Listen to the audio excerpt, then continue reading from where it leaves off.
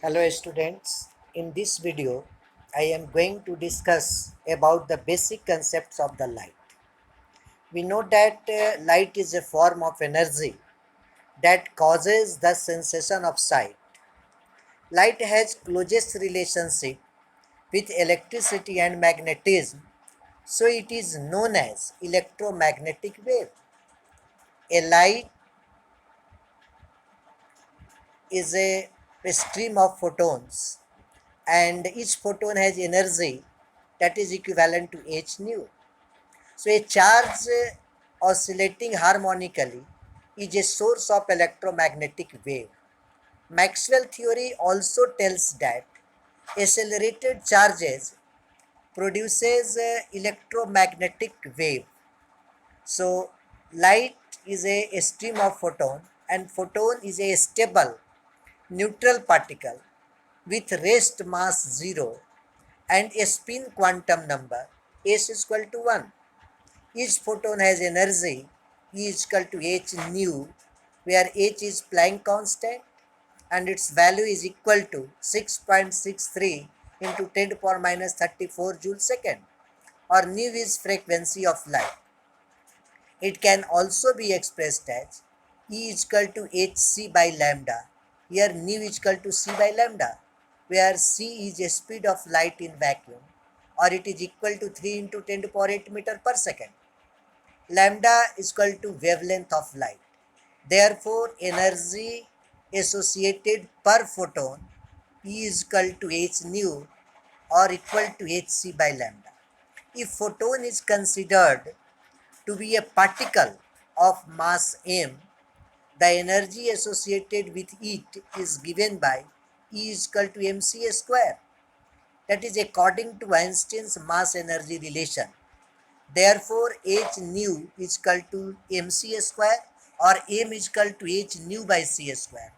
Now, momentum of photon p is equal to mass into velocity, or this is equal to h nu by c square. C to c will be cancelled. This is equal to h nu by c, or we can write h by c by nu, or this is equal to h by lambda. Therefore, p is equal to h nu by c, or this is equal to h by lambda. Now, nature of electromagnetic wave.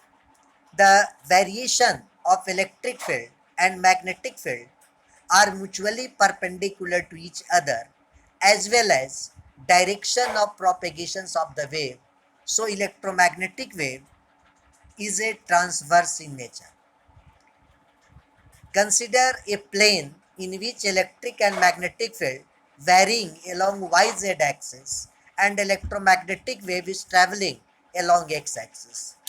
Here in diagrams, electric and magnetic field direction changes along Y and Z axis and the light travels along X axis.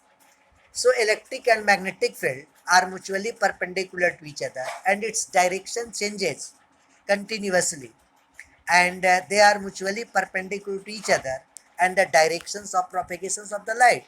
Here electric and magnetic field direction changes along Y and Z axis and light travels along X axis. Now I am going to discuss about the properties of the light. First property is light is an electromagnetic wave, so medium is not required for its propagation. Second, light can travel through vacuum, or its speed in vacuum is given by c is equal to 1 by under root mu naught epsilon naught.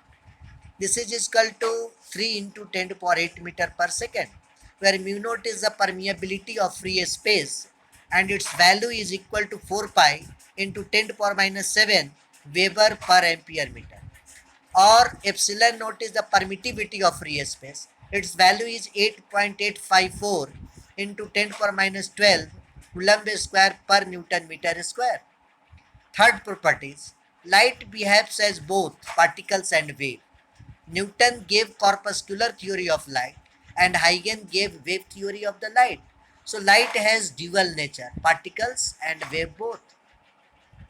Fourth property, frequency of light remains same when it travels from one optical medium to another optical medium. frequency remains same, it will not change. Fifth, speed, direction and wavelength of light changes when it travels from one optical medium to another optical medium. Six properties. Light shows the phenomenon of reflection, refraction, dispersion, polarization, interference, diffraction, scattering, etc. Seventh property, light travels in a straight line in homogeneous medium. Eighth property, light travels through a medium as transverse wave. The polarization of light shows the transverse nature of light. Ninth property, electromagnetic wave or light transport energy. The rate of energy of electromagnetic wave transported per unit area is represented by a quantity that is called Poynting vector. Therefore, S vector is equal to 1 by mu naught into E vector cross B vector. The directions of Poynting vector S at any point gives the directions of energy transported at that point. Tenth property, the electromagnetic waves or light can be polarized. Polarization is the phenomenon of restricting the vibrations of light wave in a particular direction in a plane perpendicular to the direction of propagations of light. So, polarization of light confirms that light has transverse nature, and polarization is the phenomenon of restricting the vibrations of light wave in a particular directions in a plane that is perpendicular to the directions of propagations of the light. So these are the properties of the light. Now, ray of light. The path along which light ray travels in a medium is called ray of light. It is represented by a directed line segment.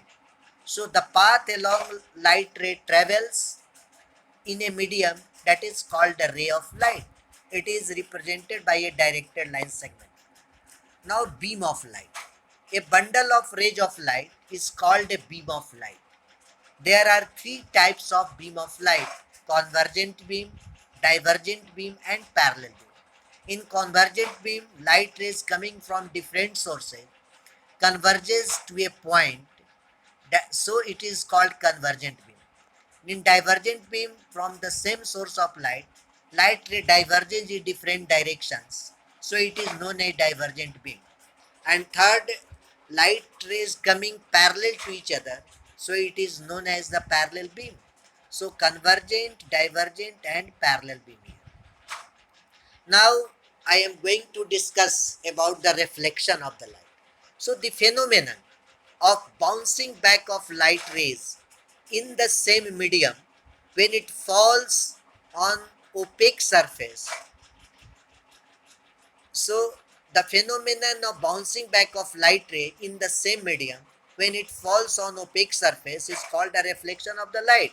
In diagram, x dash is reflecting surface, OA is incident ray, OB is reflected ray and ON is normal.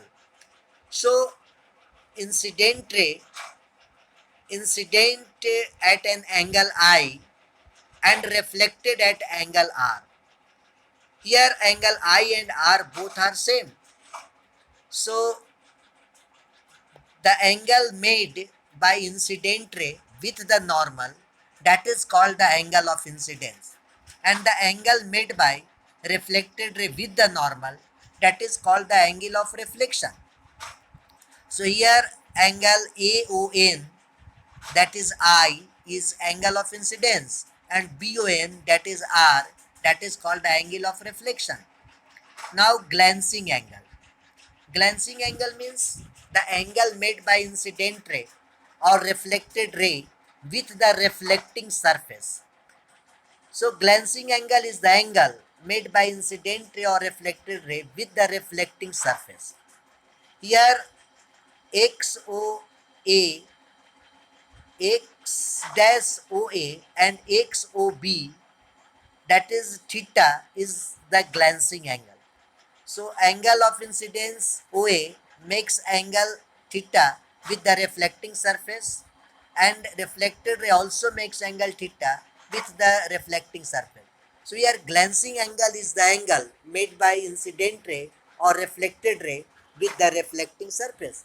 Here theta is the glancing angle. Now angle of deviation. The angle by which incident ray deviated from its path, that is called the angle of incidence. Here OA is incident ray and OB is reflected ray. The incident ray is deviated by an angle COB. So here delta is equal to pi minus 2I. We know that AOC, that is a straight line, and on a straight line that will be the angle 180 degree or pi radian, and I and R both are equal. So angle COB is equal to 180 minus BOA, or we can write pi minus 2I here. So angle of deviation here is delta is equal to pi minus 2I, because angle I is equal to angle R. Now laws of reflections. There are two laws of reflections.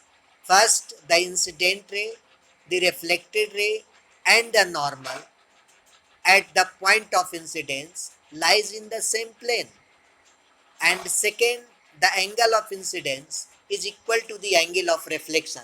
Therefore, angle I is equal to angle R. So, according to first law of reflection, the incident ray, reflected ray, and the normal at the point of incidence lies in the same plane, and angle of incidence is equal to the angle of reflection. Now, one question is given. This question has also come in board examination. So now question is that what are the values of the angle of incidence and angle of reflection when light ray incident normally here?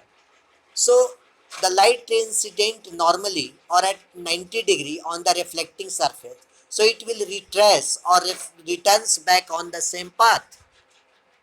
So here the angle of incidence or angle of reflection will be 0 degree, because the incident ray and reflected ray doesn't form the angle with the normal.